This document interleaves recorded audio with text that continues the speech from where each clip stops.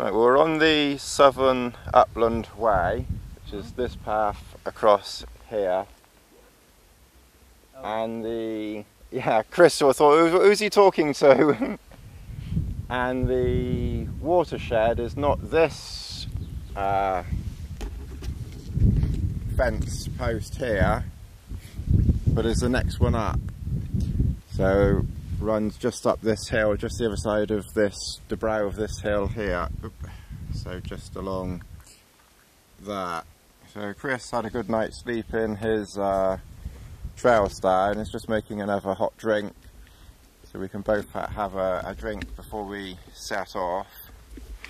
I'll just show you. Can I just bring the camera in there, Chris? If there's room. I won't come in, I just... So that's inside Chris's trail star. Just putting a few things away. That's what Chris's look like. Let's go and have a look at mine. Certainly feels warm in that one. Mind you, the stove on helps. And that's inside my... Right, Chris has just wandered off in that direction. So I just, he's laid everything out here to pack. But in the best tradition, I've been distracting him by talking. And while I've been talking, I've packed. Well, half packed. So time is 10:15. So it'll be interesting to see how far we get today. Hopefully we'll do the full amount that we want to do, because we're aiming to finish on Thursday evening. But it's a beautiful, beautiful day today. I tell you, this is the most relaxed packing experience I've had. Normally it's sort of up at 7, packed and gone by 8. So I must admit it's this is quite a novel experience, just packing up very, very slowly. That's the advantage, we're not rushing back to the car. So we'll try and do a little bit more as we carry on later. I need to take extra water today because we're on the watershed. We won't see any water unless we go down into the valleys. So I'll catch you later. Right, I've packed everything up, as you can see there, and I've still been distracting Chris because he's a bit behind this morning. I'm sure he'll catch up in a minute.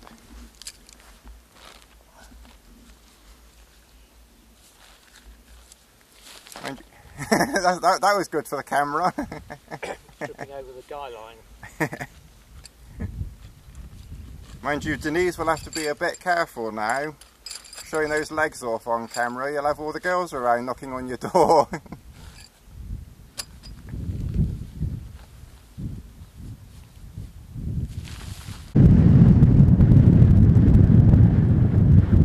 Right, that's Chris just wandering down along the watershed. It is very blustery up here, so I hope you can hear me. This is just views up on top of this hill.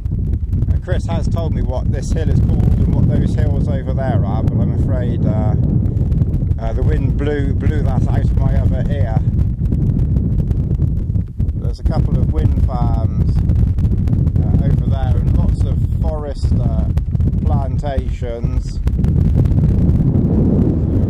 Chris is heading down there, so I'm going to get going, otherwise I won't catch him up.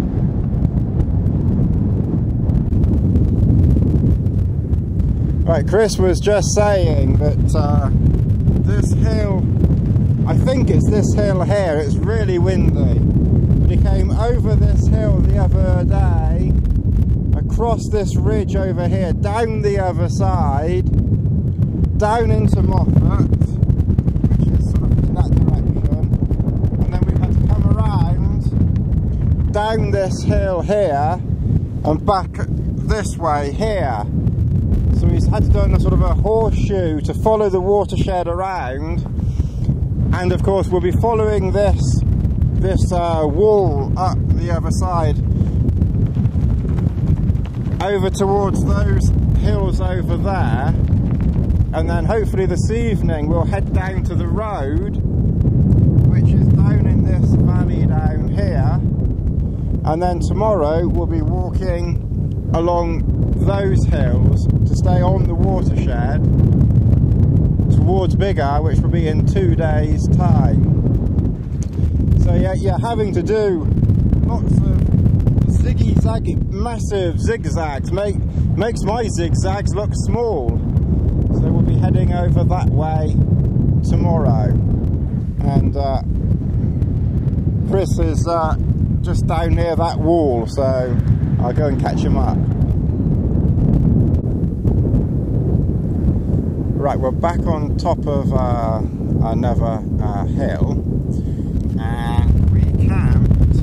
Again, unfortunately the sun is shining, I can't quite see, but there's a V of woodland just before the hill that goes over the horizon. So we were camped down in there, then we've come up over all these hills over here to here. Very descriptive, I'm afraid. And we are heading in this direction. You can see Chris walking down there, following the wall, which goes this way, and then we're going to head, there's a hill about here, so we're heading for that hill where we'll go down, and then let me just zoom in a little bit. You can see a valley over here with brown gunnels running down. We'll be walking up the other side of that, over those hills and across over here. I know, give or take. Obviously how far we get today will depend on, you know, how far we get. We left at 11 o'clock, but Chris is talking about trying to cross the road and either camping in the valley down here, or if we're feeling energetic, this valley down here. But bearing in mind it's about 24 kilometers to the end, that's going to be adding on quite a little bit. So we've been walking now nearly 3 hours. So it looks like Chris has just stopped to take some photographs. You can just see down there somewhere. So I'll be famous myself soon in magazines. So if there are any commercial directors out there who want a famous supermodel, then look no further. Right, I better carry on. Enough dreaming. Right, well the time is 8:35, and we left at 11 and got here about 8. It's taken me just over 35 minutes to set up, which for me isn't too bad actually. I've got a cup of soup for later, boil-in bag meal, or a freeze-dried meal, custard if I want custard, cocoa if I want cocoa, and an 11's if I want an 11's, and tea if I want tea. So I'm a little bit more organised today. We'll cook inside because we're a little bit later this evening and it's a little bit cooler. I'll just show you outside.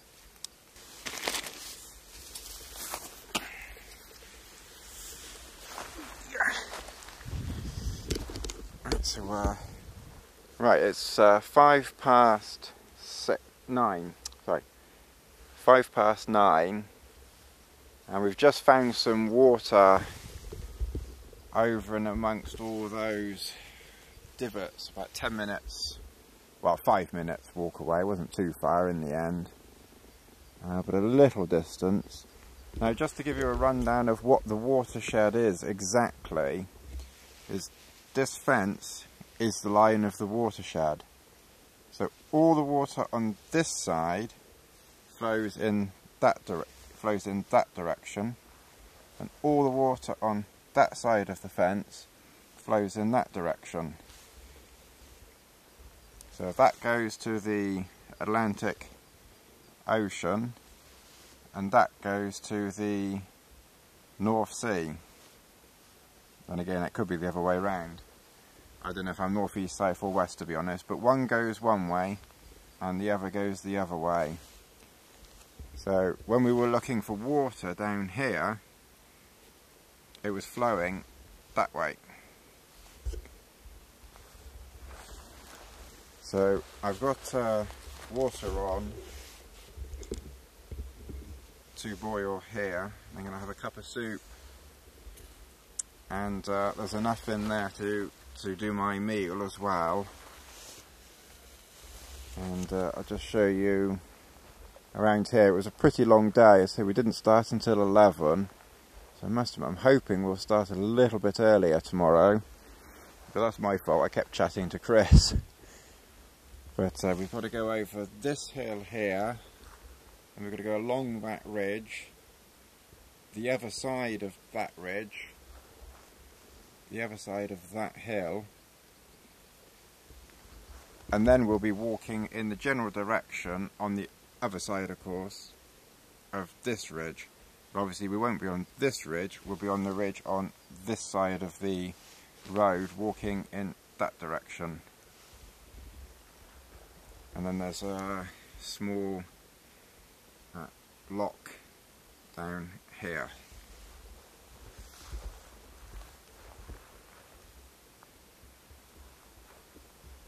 And I've got the pitch on the top of this mound, which has unfortunately meant that Chris has had to pitch just down here, and it's quite slopey.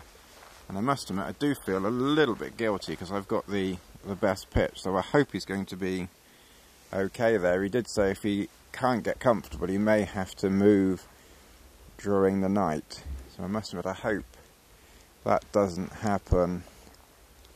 But there's a couple of mounds up there that he could camp on, and there was another one over there somewhere, but that would be a right pain in the neck. So I hope that doesn't happen.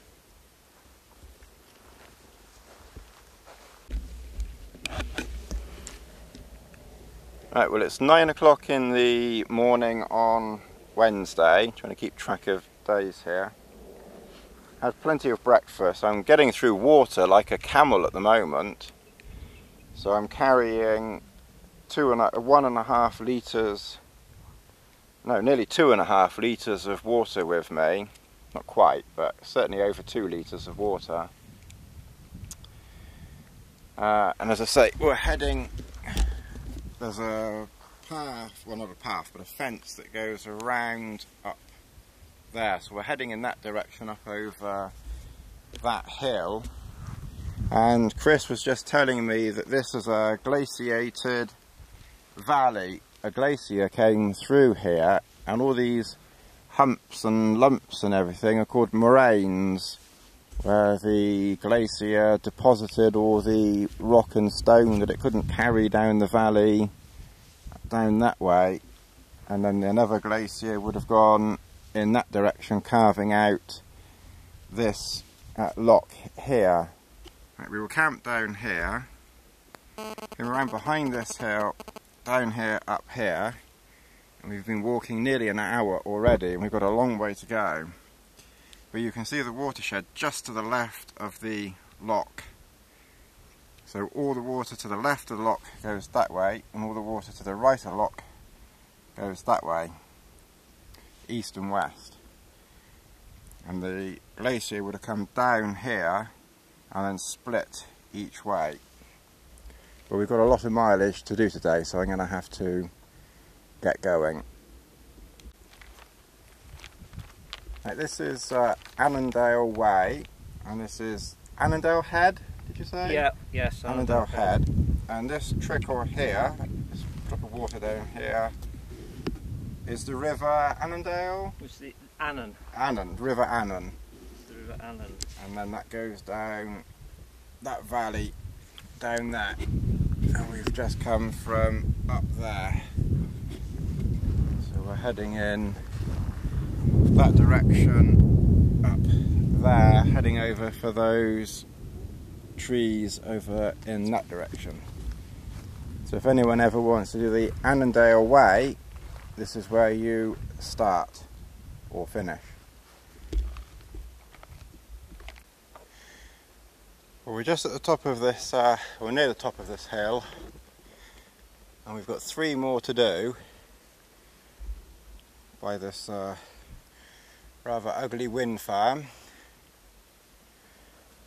and that's all clear-cut forest down there, and then a plantation on the left-hand side. The time is 7:15, and we're hoping to reach camp by 9. Hopefully at the latest. Fingers crossed.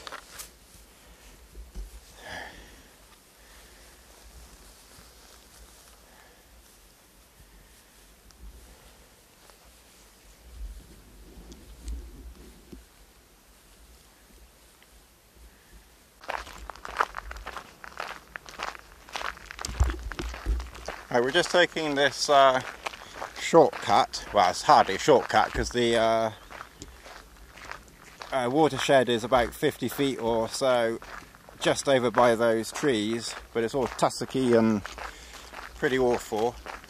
So we're taking advantage of these well, almost as ugly wind turbines, although of course some people probably like them. It's funny, as an outsider, there is something about them. I don't know. Here, in this area, they don't look too bad. It's the numbers of them, I think, that's the problem to me. Because all we can see on the camera now is just these few. And I have to say, personally, these few don't really bother me. But when you're up on the high hills, you can see hundreds of them, and these are absolutely massive. You can keep going, Chris, I'll catch you up. These are absolutely ginormous things, and of course they have to dig up the whole landscape just to put the things in. So they're digging up all the trees and everything to build them. But at least on this occasion the road is, well, not that it's a road, but the track is actually to our advantage, so maybe these are rather nice wind turbines. We'll let these pass.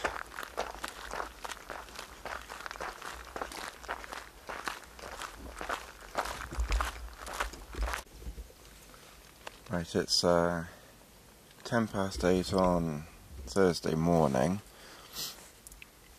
I'll try and keep my voice down a little bit because Chris is still asleep. But the bug bivvy didn't do too badly. I couldn't get it completely tight.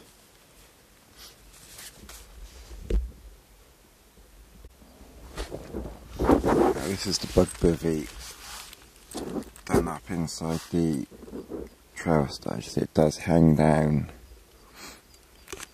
a bit, so your arms would be brushing it. So obviously something could bite you through it. But if you're under a sleeping bag or something, it won't really matter too much.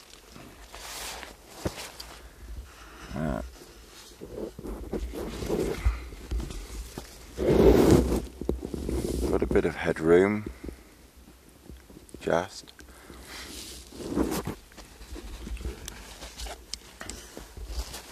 So for a minimalistic shelter or bivvy, it's not too bad. Get me cozy during the night. So the ground here is a bit bumpy.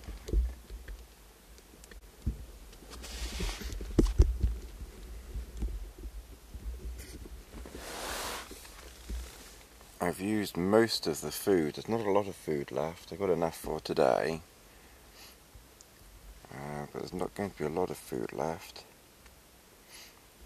But I haven't done much filming because we've been doing quite a lot of walking. So I must admit filming has been few and far between. But I have to say it's been a wonderful few days.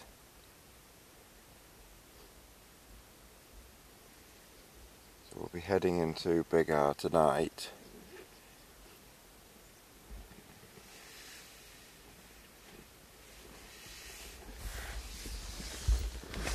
I've got some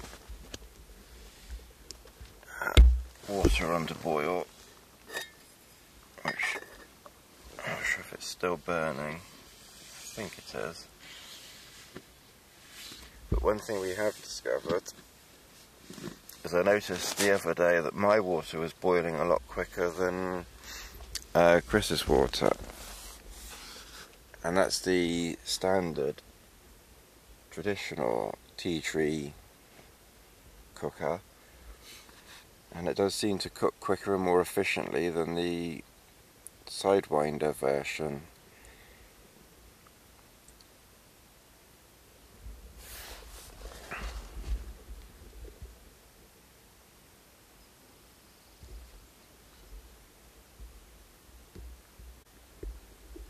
Right, well, we decamped last night in this valley here.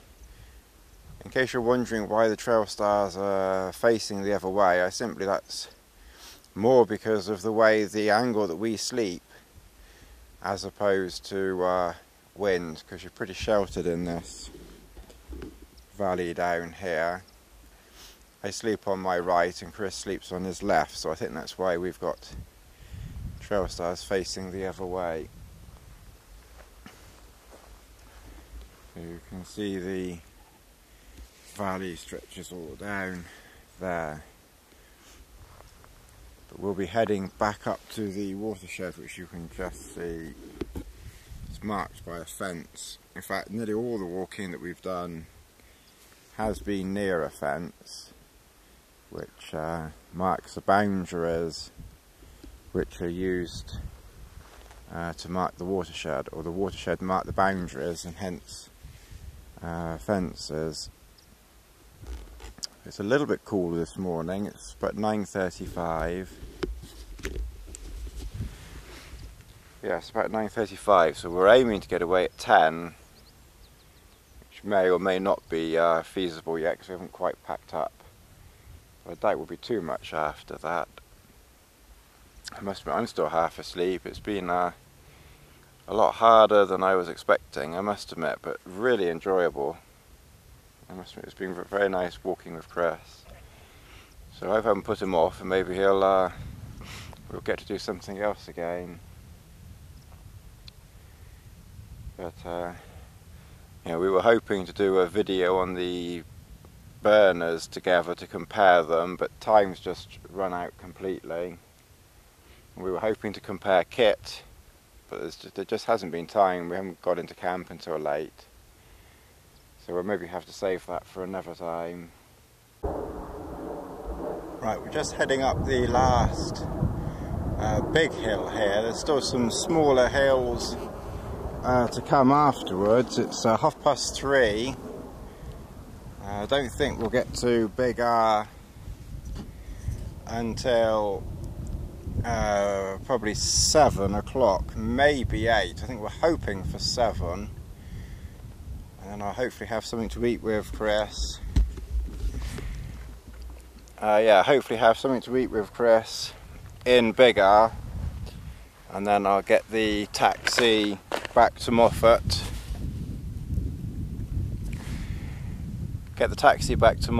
And then stay in the bed and breakfast I was in last time, hopefully, and then drive back tomorrow. I just wanted to show you all the wind farms. One of the comments I made yesterday was based on a few wind farms, but you can see them. There's a load there, there's another load there, swing round here, there's a whole host of them along there.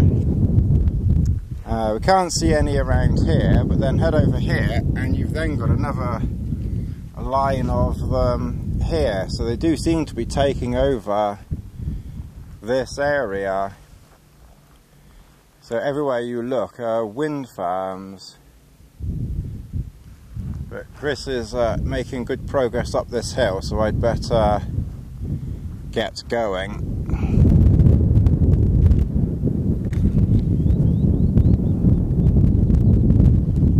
Well, this is the last big hill that we were just climbing up, so we've just got to go over this hill here, across Chris's head, down that way, and you can just see Biggar as a town just down in there. So I hope you could hear that. So let's get this mic a bit clearer. Yeah, Biggar is just down here. It's very windy up here, so we've just got these few hills here to cross. So yesterday we started on that hill, or the other side of that hill on the horizon. Yeah, quite a long way. And what was that one called again, Chris? That's Hartfell. Hartfell. And then we walked over towards those wind farms down there, and that's where we camped, near those wind farms. And then today we've walked from just beyond those wind farms, around the back of these hills, or over the top of some of these hills, up to where we are now. When you look back, that's a hell of a long way away, especially when you think we started the other side of the hills on the horizon. Right, well, we've nearly reached the end, 7:15, hoping to get into Biggar at about 8, which is that big town village centre there. So we're just going to go down this field and then pick up a road that runs just down there.